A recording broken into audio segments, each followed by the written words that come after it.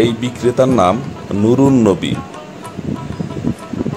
তিনি ডিম রুটি বিক্রি করেন চলনবিল এলাকার সিংড়া বাজারে।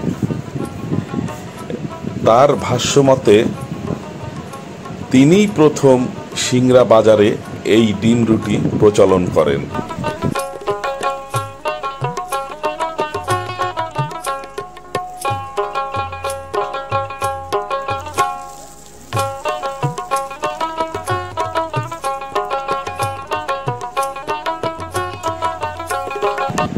আজ থেকে প্রায় 16-17 বছর আগে তিনিই প্রথম চলনবিল এলাকার এই সিংড়া বাজারে ডিম রুটি বিক্রি শুরু করেন। এখন আপনারা এই চলনবিল এলাকার প্রসিদ্ধ খাবার এই ডিম রুটির অনেকগুলো দোকান দেখতে পাবেন সিংড়া পুরো বাজার এলাকা জুড়ে। কিন্তু এই নুরুন নবীর দাবি তিনিই প্রথম এই সিংড়া এলাকায় ডিম রুটির প্রচলন চালু করেন।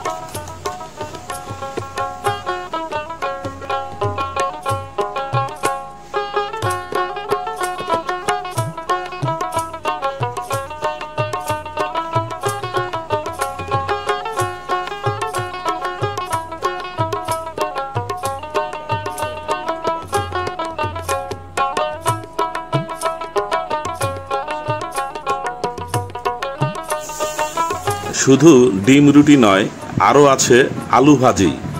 এই আলু ভাজিকে আবার গরম তাওয়ার উপরে তেল এবং ডিম ছেড়ে দিয়ে সেটাকে মিক্সচার করা হয়।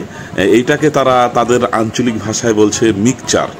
এটা দিয়েও রুটি খেতে কিন্তু বেশ মজাদার একটি খাবার এবং বেশ সুস্বাদু। আপনারা ট্রাই করে দেখতে পারেন।